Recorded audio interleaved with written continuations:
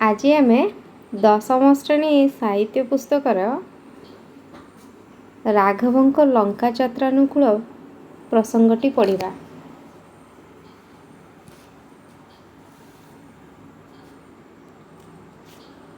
पूर्वरामं तपवनाधिगमनं हत्वा मृगकाञ्चनं वैदेहीहननं जटायुमरणं सुग्रीवसम्भाषणं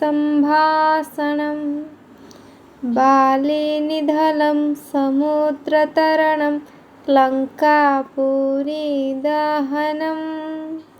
पश्चाद्रावणं कुम्भकर्णहरणम् एतद्धि रामायणम।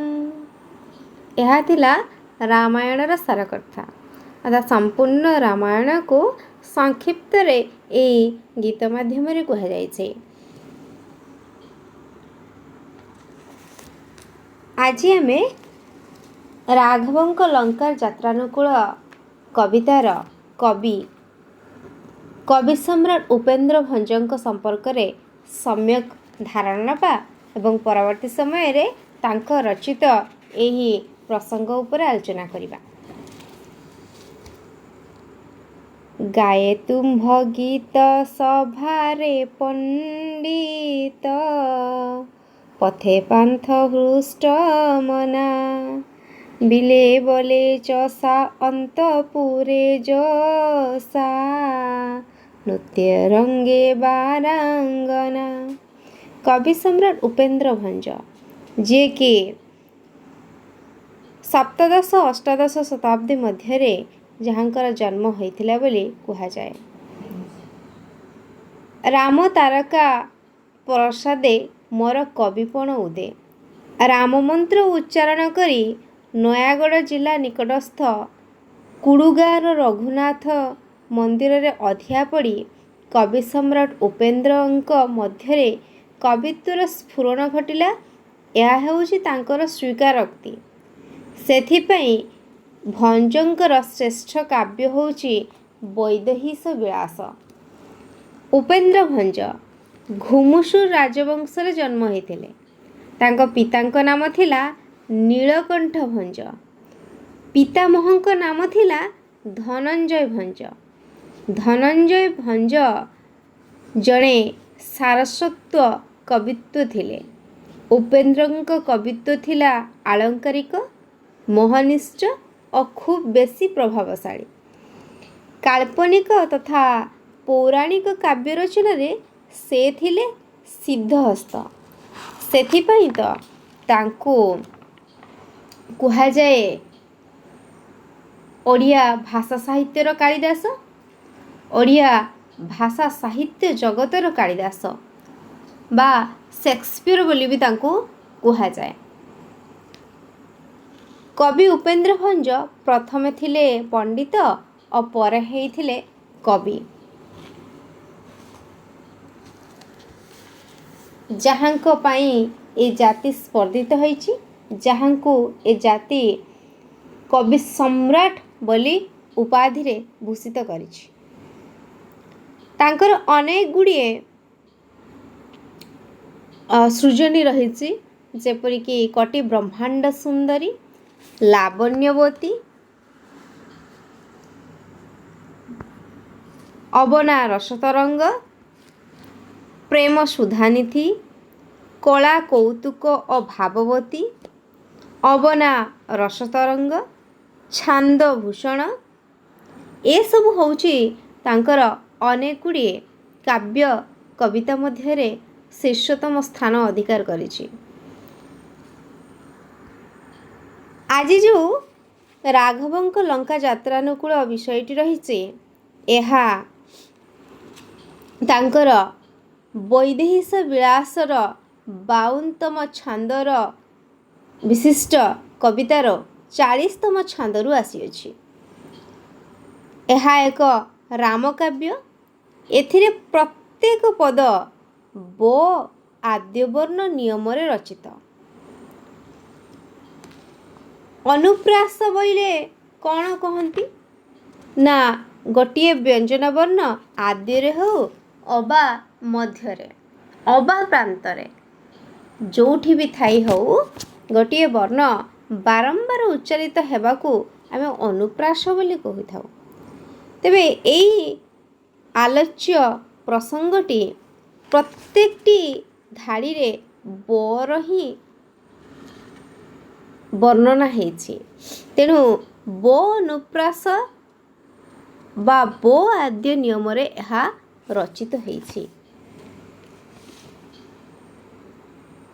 ତ୍ରିପୁର ବିଜୟୀ ରାବଣ ଦ୍ୱାରା ଅପହୃତା ସୀତାଙ୍କୁ ଉଦ୍ଧାର କରିବା ପାଇଁ ରାଘବଙ୍କ ବ୍ୟାକୁଳତା, ସମୁଦ୍ରରେ ସେତୁବନ୍ଧ ନିର୍ମାଣ ତଥା ରାବଣର ଭାତୃପ୍ରୀତିର ଜୀବନ୍ତ ଆଲେଖ୍ୟ ଉକ୍ତ କାବ୍ୟାଂଶରେ ବର୍ଣ୍ଣିତ ହୋଇଛି। ଏଥିରେ ଉପେନ୍ଦ୍ର ଭଞ୍ଜଙ୍କ ଅଳଙ୍କାର ପ୍ରିୟତା, ଶବ୍ଦ ସଂଯୋଜନ କୌଶଳ ଓ ସମାଜ ପ୍ରତି ନୀତିନିଷ୍ଠ ବାର୍ତ୍ତା ଏଥିରେ ମୁଖ୍ୟ ବୈଶିଷ୍ଟ୍ୟ ଧାରଣ କରିଛି।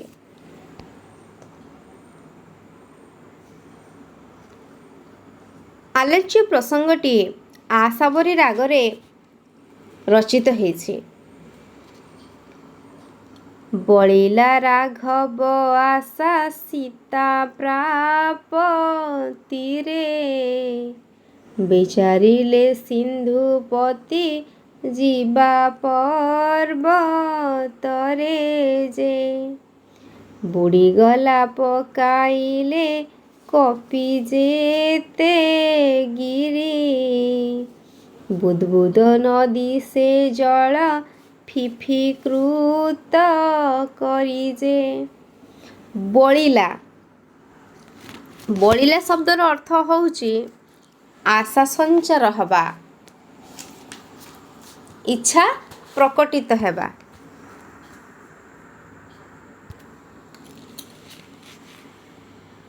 ବଳିଲା ହେଉଛି ଇଚ୍ଛା ପ୍ରକଟିତ ହେବା।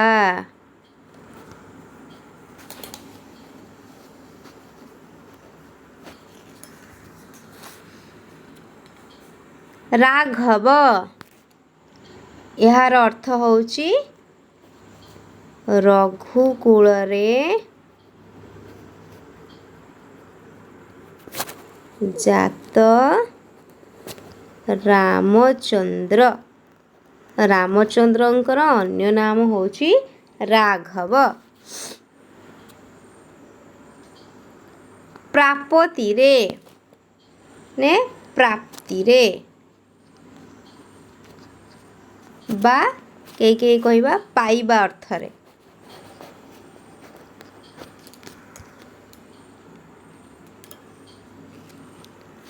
ବଳିଲା ରାଘବ ଆଶା ସୀତା ପ୍ରାପତିରେ। ରାଘବ କିଏ ନା ରଘୁବଂଶରେ ଜାତ ହୋଇଥିବାରୁ ରାମଚନ୍ଦ୍ରଙ୍କର ଅନ୍ୟ ଏକ ନାମ ରାଘବ। ରଘୁଯୁକ୍ତ ଓ ରାଘବ ଅପତ୍ୟ ଅର୍ଥରେ ହୋଇଛି। ସୂର୍ଯ୍ୟବଂଶରେ ଜଣେ ରାଜା ଥିଲେ ଯାହାଙ୍କ ନାମ ହେଉଛି ଦିଲୀପ। ଦିଲୀପଙ୍କ ପୁତ୍ର ହେଲେ ରଘୁ।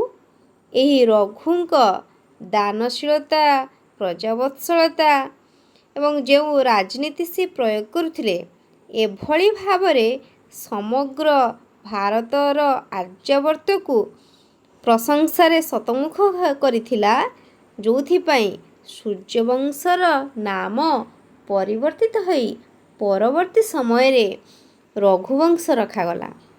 ଆଉ ସେଇ ରଘୁବଂଶରେ ଜାତ ହେଲେ କିଏ ନା ରଘୁଙ୍କର ପୁତ୍ର ଅଜ। ଅଜଙ୍କର ପୁତ୍ର ହେଲେ ଦଶରଥ। ଦଶରଥଙ୍କର ପୁତ୍ର ହେଉଛନ୍ତି ରାମଚନ୍ଦ୍ର।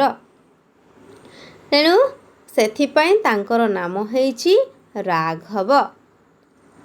ବଳିଲା ରାଘବ ଆଶା ସୀତା ପ୍ରାପତିରେ।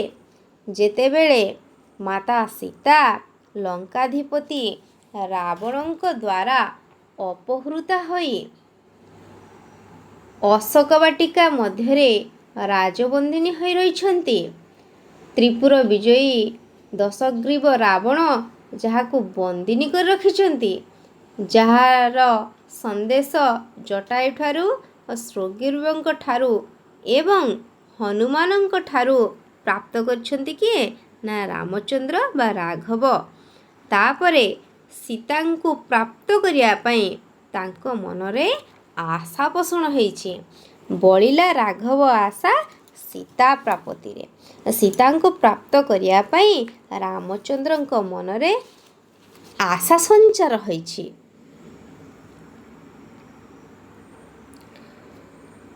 ବିଚାରିଲେ ସିନ୍ଧୁପତି ଯିବା ପର୍ବତରେ ଯେ।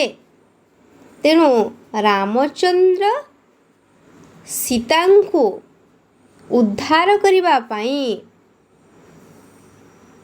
ବିଚାର କରିଛନ୍ତି, ବିଚାର ବିମର୍ଶ କରିଛନ୍ତି, ବ୍ୟାକୁଳ ହୋଇ ଉଠିଛନ୍ତି ଏବଂ ମନ୍ତ୍ରୀ ଏବଂ ପରାମର୍ଶଦାତାଙ୍କ ସହ ଆଲୋଚନା କରି ସମୁଦ୍ରରେ ସେତୁବନ୍ଧ ବାନ୍ଧିବାର ଯୋଜନା କରିଛନ୍ତି। ବିଚାରିଲେ ସିନ୍ଧୁପତି ଯିବା ପର୍ବତରେ ଯେ। ସିନ୍ଧୁ ଶବ୍ଦର ଅର୍ଥ ସମୁଦ୍ର, ପର୍ବତ ହେଉଛି ପାହାଡ଼। ଏଠାରେ ପାହାଡ଼ ବା ପଥର ଖଣ୍ଡକୁ ଆଣି ସମୁଦ୍ରରେ ପକାଇ ସେତୁ ବାନ୍ଧିବା ବିଚାର କରିଛନ୍ତି କିଏ? ନା ସ୍ୱୟଂ ରାମଚନ୍ଦ୍ର। ବୁଡ଼ି ଗଲେ ପକାଇଲେ କପି ଯେତେ ଗିରି, ବୁଦ୍ ବୁଦ୍ ନଦୀ ସେ ଜଳ ଫିଫିକୃତ କରିଛେ। ତେଣୁ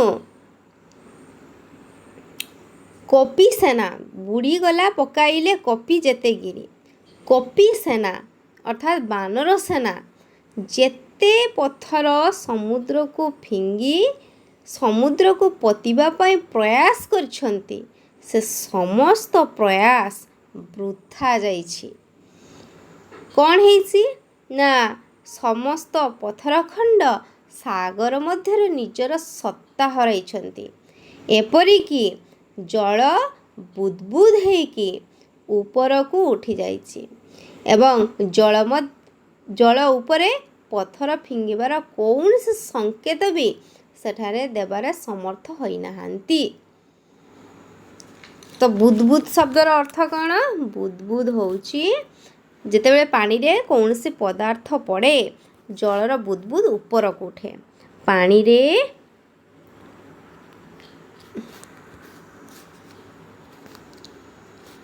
ପାଣିରେ କୌଣସି ପଦାର୍ଥ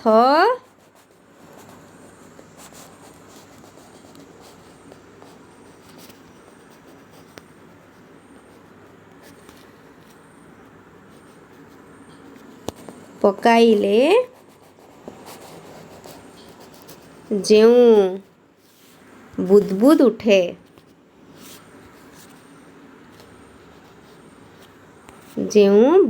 ଉଠେ, ମୁଁ କହୁଛି ଲେଖିନେବା। ତାପରେ ରହିଛି ଫିଫିକୃତ।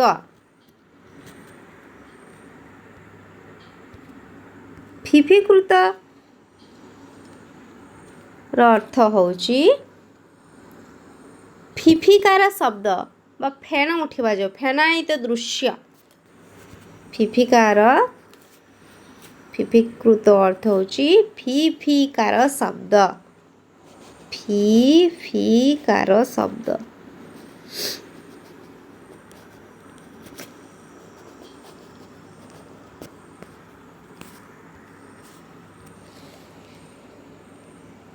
ତ ଯେତେବେଳେ ବି ବୁଦ୍ ବୁଦ୍ ନଦୀ ସେ ଜଳ ଫିଫିକୃତ କରିଛେ। ଯେତେ କପି ସେନା ବାନର ସେନା ମାନେ, ପାଖରେ ଚିତ୍ର ଦିଆହେଇଛି ଦେଖିପାରୁଥିବେ, ଯେଉଁ ବାନର ସେନା ମାନେ ଅଛନ୍ତି ଯେତେ ପଥର ପକାଇଲେ ମଧ୍ୟ ସେ ପଥର ସବୁ କ'ଣ ହେଇଛି? ନା ସମୁଦ୍ର ଗର୍ଭରେ ଲୀନ ହେଇଯାଇଛି। ସମସ୍ତ ପ୍ରକାରର ପ୍ରୟାସ ବ୍ୟର୍ଥ ହେଇଯାଇଛି।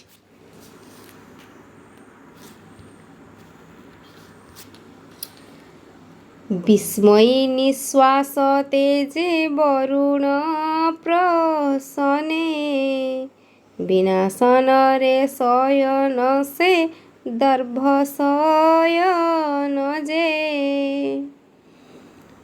ଏହାପରେ କ'ଣ ହେଇଛି? ନା ବିସ୍ମୟୀ ନିଶ୍ୱାସ ତେଜି ବରୁଣ ପ୍ରସନ୍ନେ। ବରୁଣ ଅର୍ଥ ଜଳ ଦେବତା, ସାଗରାଧିପତି। ନିଶ୍ୱାସ ଶବ୍ଦର ଅର୍ଥ ହେଉଛି ଦୀର୍ଘ ଶ୍ୱାସ। ବିସ୍ମୟୀ ଶବ୍ଦର ଅର୍ଥ ହେଉଛି କ'ଣ? ନା ବିସ୍ମିତ ହୋଇ ବା ଆଶ୍ଚର୍ଯ୍ୟ ହୋଇ।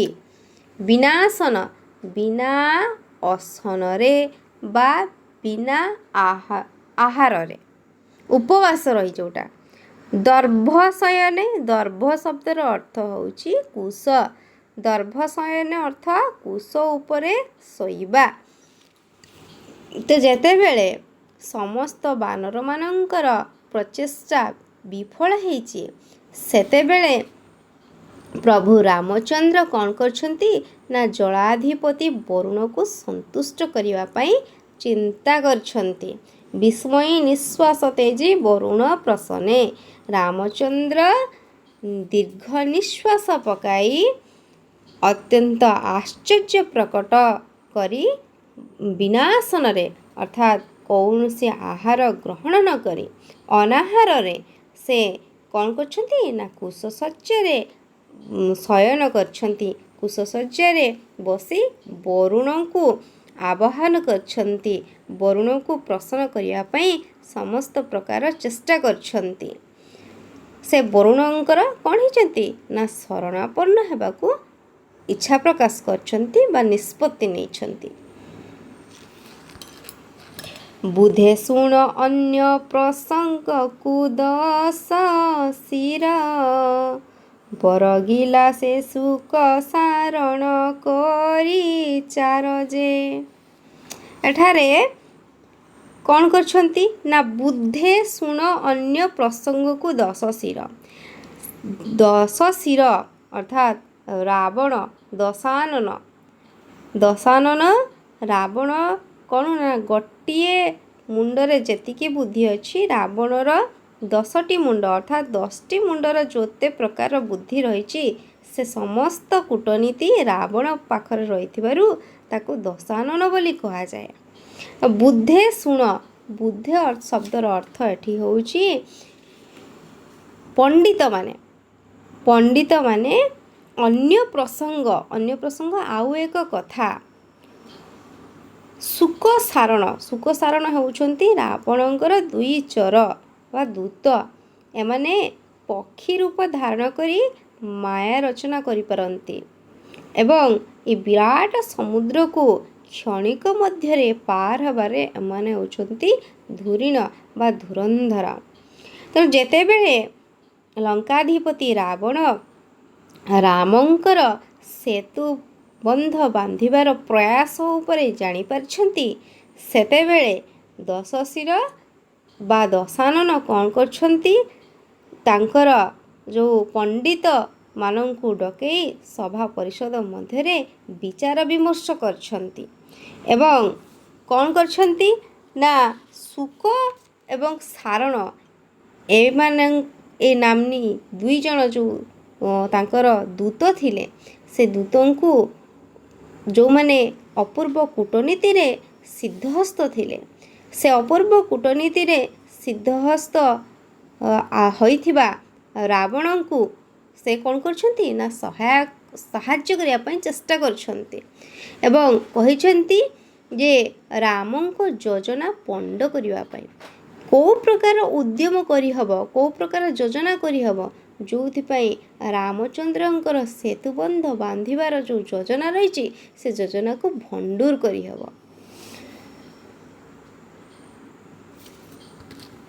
ବିଭୀଷଣେ କହ ଜ୍ୟେଷ୍ଠ ଭ୍ରାତା ପିତା ସରି ବୁଝି ନ ବୁଝି କପିତା ବାଣୀ ପିତା କରିଛେ। ତେଣୁ ସେ କହିଛନ୍ତି ଯେ ବିଭୀଷଣଙ୍କ ନିକଟକୁ ଶୁକ ସାରଣକୁ ପଠାଇଛନ୍ତି ଏବଂ କହିଛନ୍ତି ଯେ ମୋର ବାର୍ତ୍ତା ତାଙ୍କୁ ନେଇକି ପ୍ରଦାନ କର ଯେ ବିଭୀଷଣ ସୁଗ୍ରୀବଙ୍କ ଆଦି ସହାୟତାରେ ରାମଚନ୍ଦ୍ର ଲଙ୍କା ଉଦ୍ଦେଶ୍ୟରେ ଯୁଦ୍ଧାନୁକୂଳ କରିପାରନ୍ତି। ଯୁଦ୍ଧ ସେମାନେ ଆମକୁ ଡାକରା ଦେଇପାରନ୍ତି। ତେଣୁ ସେ ସବୁବେଳେ ସତର୍କ ହୁଅନ୍ତୁ। ନିଜର ଭାଇ ବା ବଡ଼ ଭାଇ ଯାହା କହିଛନ୍ତି ତାକୁ ନ ଧରିବା ପାଇଁ ଅର୍ଥାତ୍ ବଡ଼ ଭାଇ ରାବଣ ହେଉଛନ୍ତି ତାଙ୍କର ଅଗ୍ରଜ ବା ବଡ଼ ଭାଇ। ବଡ଼ ଭାଇ ହେଉଛନ୍ତି କ'ଣ ନା ପିତୃତୁଲ୍ୟ। ଯଦି ତାଙ୍କର କୌଣସି କଥା ତାଙ୍କୁ ଆଘାତ କରିଛି କାହାକୁ ନା ବିଭୀଷଣକୁ ଯଦି ଆଘାତ କରିଛି ତେବେ ସେ ତାକୁ ଭୁଲିଯିବା ଉଚିତ। ତା ଉପରେ ରାଗି ସେ କଥାକୁ ମନ୍ଦ ଜ୍ଞାନ କରି ରାମଙ୍କ ଠାରେ ଶରଣ ନେବା ଉଚିତ ହେଉନାହିଁ। ତେଣୁ ପିତା ଶବ୍ଦର ଅର୍ଥ ହେଉଛି କ'ଣ ନା ଭଲ କଥା ବା ଭଲ ନ ଲାଗିବା ଏଠି ପିତା ଯେଉଁ କଟୁ କଥା ଅର୍ଥରେ ଏଠି ପ୍ରୟୋଗ କରାଯାଇଛି। ତ ଆଉ ଗୋଟେ ପିତା ହେଉଛି କ'ଣ ନା ବାପା, ଲାଗି ଦୁଇଟି ପିତା ଅଛି। ଗୋଟେ ପିତା ହେଉଛି ବାପାଙ୍କ ଶବ୍ଦ କଥାରେ କୁହାଯାଇଛି, ଆଉ ଗୋଟେ ପିତା ହେଉଛି ତିକ୍ତତା ବା କଟୁ ଶବ୍ଦ ପ୍ରୟୋଗରେ ଏଠି ପ୍ରୟୋଗ କରାଯାଇଛି। କପ ଶବ୍ଦର ଅର୍ଥ ହେଉଛି ରାଗ ବା କ୍ରୋଧ। ଜ୍ୟେଷ୍ଠ ଭ୍ରାତା ବଡ଼ ଭାଇ। ପିତା ସରି ହେଉଛି ପିତା ତୁଲ୍ୟ।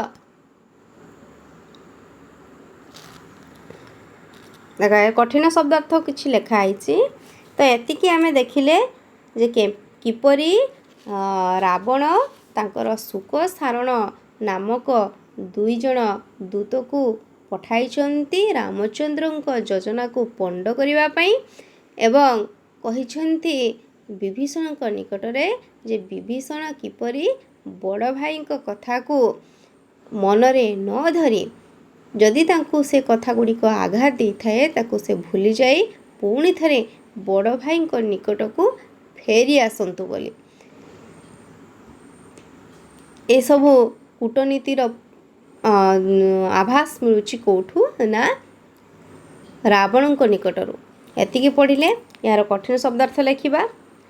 ମୁଁ ପଢ଼େଇଲା ବେଳେ ବି କହିଛି, ଆଉ ଏଠି ଲେଖି ନେବା। ବଳିଲା ଶବ୍ଦର ଅର୍ଥ ହେଉଛି ଇଚ୍ଛା ପ୍ରକଟିତ ହେବା। ରାଘବ ଅର୍ଥାତ୍ ରାମଚନ୍ଦ୍ର। ପ୍ରାପତିରେ ପାଇବା। ଫିଫିକୃତ ଫିଫିକାର ଶବ୍ଦ।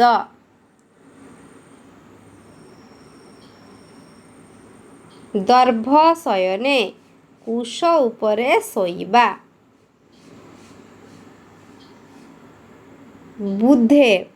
ବୁଧେ ଶବ୍ଦର ଅର୍ଥ ହେଉଛି ପଣ୍ଡିତ।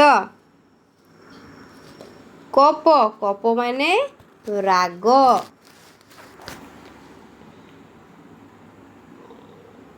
ତାପରେ ଲେଖିବା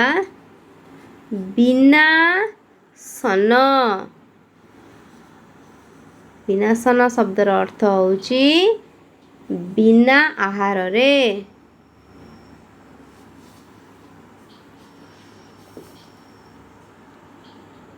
ଆହାରରେ।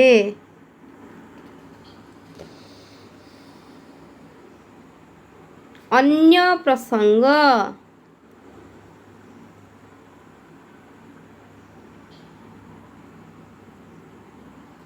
ଅନ୍ୟ ପ୍ରସଙ୍ଗର ଅର୍ଥ ହେଉଛି ଆଉ ଏକ କଥା।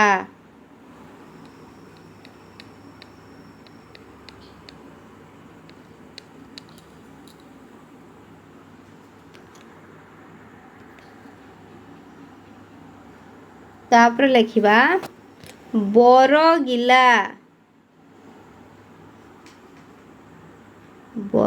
ଶବ୍ଦର ଅର୍ଥ ହେଉଛି ପଠାଇଲା।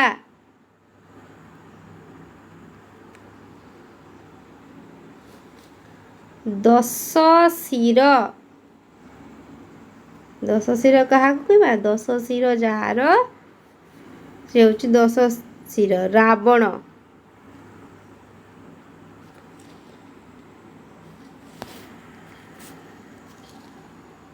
ବୁଧେ ଶବ୍ଦରେ ଲେଖା ହେଇଛି ପଣ୍ଡିତ ମାନେ ଶୁକ ସାରଣ ରାବଣର 2 ବିଶ୍ୱସ୍ତ ଦୂତ ବା ଚୋର ବୋଲି କହିପାରିବା। जो माने कि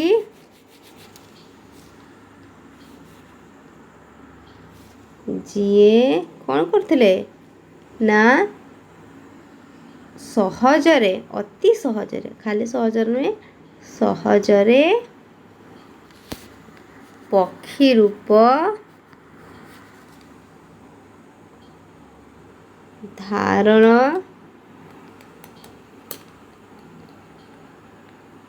करि पारुथिले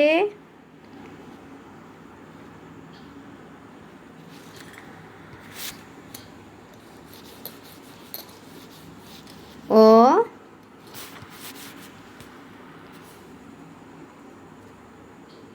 आउ कौन करथिले ना समुद्र पाराबार धरू नथिले समुद्र पारी करिबारे पारी हेबारे करिबारे धुरीण थिले।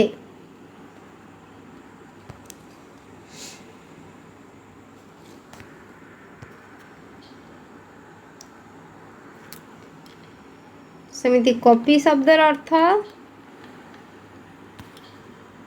मांकड़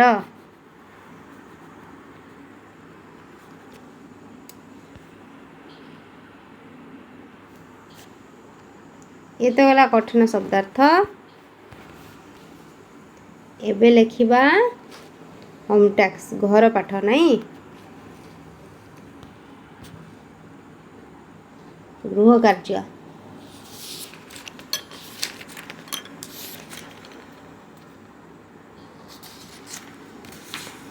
वैदेहीश विलास काव्यर विशेषत्व कौन वैदेहीश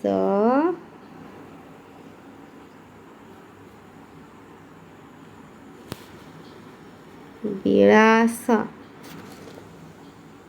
काव्यर विशेषत्व कौन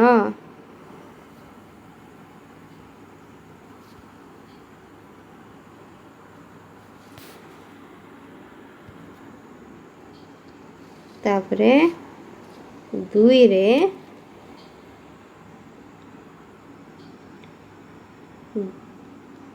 वरुण को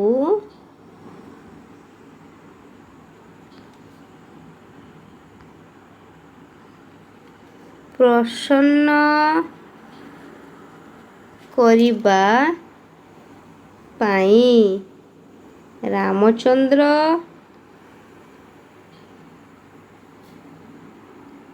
कौन कले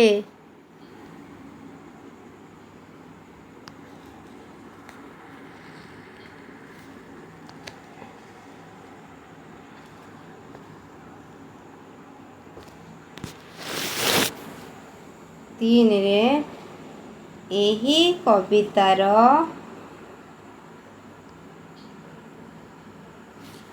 कवि किए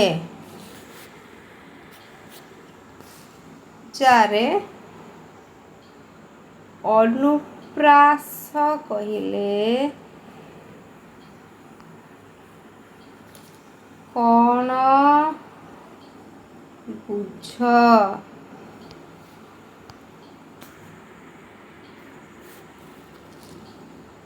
पाँच रे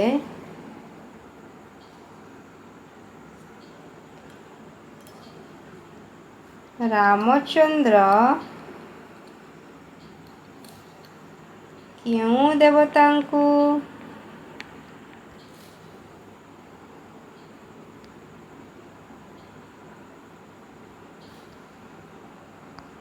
प्रसन्न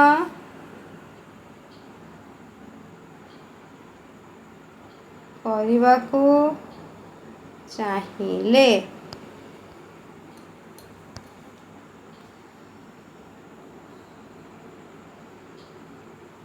ये प्रश्नर उत्तर कमेंट माध्यम जानइबे और परवर्ती कालांश आमे परवर्ती कालांश मध्य आमे यार उत्तर आलोचना करिबा। से पर्यंत रहुछि।